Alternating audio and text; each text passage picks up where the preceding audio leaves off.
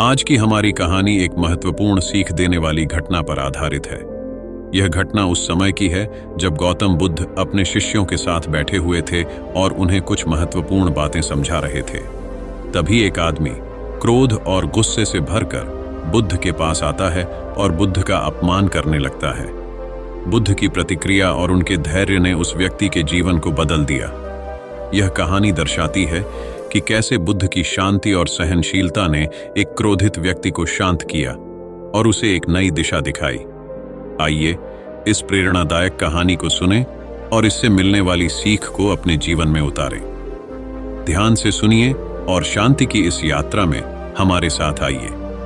एक बार की बात है, गौतम बुद्ध अपने शिष्यों के साथ बैठे हुए थे और उन्हें कुछ समझा रहे थे।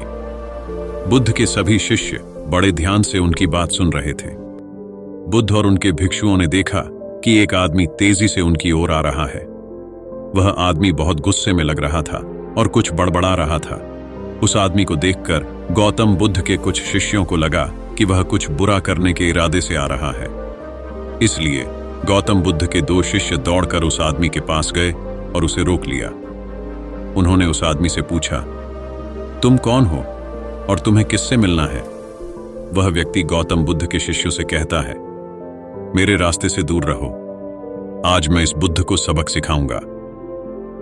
यह सुनकर बुद्ध के शिष्य उस व्यक्ति को शांत करने की कोशिश करते हैं, लेकिन वह व्यक्ति शांत नहीं होता। बुद्ध उस आदमी को देखते हैं और मुस्कुराते हैं। फिर उन्होंने अपने शिष्यों से कहा, मेरे प्यारे भिक्षुओं, उसे मेरे पास आने दो, क्योंकि वह मुझसे कुछ कहना चाहता है। बुद्ध की आज्ञा का पालन करते हुए भिक्षुओं ने उस व्यक्ति के मार्ग से हटाया। इसके बाद वह व्यक्ति बुद्ध के सामने खड़ा हो जाता है। जैसे ही व्यक्ति बुद्ध के पास पहुंचता है, वह उन्हें गालियां देने लगता है। बुद्ध उस व्यक्ति की गालियां सुनते रहते हैं, लेकिन जवाब नहीं देते।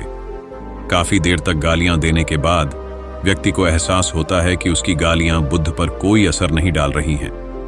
फिर उस व्यक्ति का गुस्सा और बढ़ जाता है और वह बुद्ध पर थूक देता है। बुद्ध एक कपड़ा उठाते हैं और उस थूक को पोंछते हैं।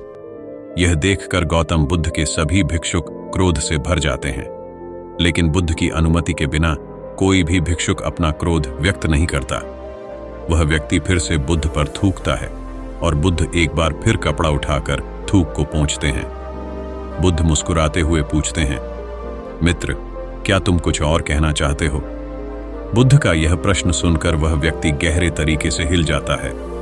वह व्यक्ति बुद्ध को कोई उत्तर नहीं दे पाता और तुरंत वहां से चला जाता है।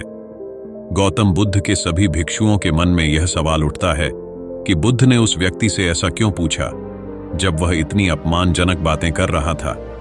वे सोचते हैं कि उस व्यक्ति के मन में और क्या कहने की इच्छा हो सकती है। भिक्षुओं में से एक भिक्षु बुद्ध से पूछता है कि आपने उस व्यक्ति से ऐसा क्यों कहा और क्या वह कुछ और भी कहना चाहता था, जबकि यह साफ था कि वह व्यक्ति यहां कुछ कहने नहीं आया था, बल्कि आपका अपमान करने आया था। वह व्यक्ति बुद्ध का अपमान करके अपने घर चला जाता है, लेकिन पूरी रात सो नहीं पाता। वह इस सवाल से परेशान रहता है कि बुद्ध को गालियां देने और उनका अपमान करने के बाद भी बुद्ध ने उसे यह क्यों पूछा कि क्या वह कुछ और कहना चाहता है, जबकि वह बुद्ध को अपमानित करने आया था। अगले दिन वह व्यक्ति सुबह जल्दी उठकर बुद्ध के चरणों में लेट जाता है। बुद्ध के सभी शिष्य यह देखकर आश्चर्यचकित रह जाते हैं कि जिस व्यक्ति ने कल बुद्ध का अपमान किया था, वह आज रो रहा है और बुद्ध के चरणों में पड़ा हुआ है। बुद्ध उस व्यक्ति को उठाते हैं और पूछते हैं, मित्र, क्या तुम कुछ और भी कहना चाहते हो? इस बीच बुद्ध के एक भिक्षु ने बुद्ध को टोकते हुए पूछा, बुद्ध, जब यह व्यक्ति कल आपका अपमान कर रहा था तो आपने उससे पूछा था कि क्या उसके पास कहने के लिए कुछ और है, और आज यह व्यक्ति आपके चरणों में रो रहा है। आप अब भी वही सवाल पूछ रहे हैं। इसका क्या मतलब है? कृपया हमें समझाइए। बुद्ध ने जवाब दिया कि शब्द अपर्याप्त हैं। उस व्यक्ति के पास कल कुछ कहने की इच्छा थी, लेकिन उसके पास शब्द नहीं थे, इसलिए वह क्रोधित होकर मुझ पर थूककर उस बात को मुझसे कहने का प्रयास किया, और आज भी आंसू शब्द के स्थान पर असमर्थ हैं जो यह कहना चाहता है। उसके बाद वह व्यक्ति बुद्ध से कहता है कि बुद्ध, मुझे क्षमा कीजिए, मैंने आपका अपमान किया है। बुद्ध कहते हैं, तुम्हें क्षमा मांगने की आवश्यकता नहीं है, क्योंकि तुमने स्वयं ही क्रोध और उसके दुख का अनुभव किया है। आज की कहानी हमें एक महत्वपूर्ण सीख देती है, शांति और धैर्य की शक्ति। जब गौतम बुद्ध ने गुस्से और अपमान का सामना किया, तो उन्होंने अपनी शांति और सहनशीलता के माध्यम से उस व्यक्ति को बदल दिया। बुद्ध की इस अनूठी प्रतिक्रिया ने उस क्रोधित व्यक्ति को अंदर से हिला दिया और उसे आत्मविश्लेषण करने पर मजबूर कर दिया। इस कहानी से हम समझ सकते हैं कि सच्ची शांति दूसरों की नकारात्मकता को अपने अंदर समेटने और उसे सकारात्मकता में बदलने की शक्ति रखती है।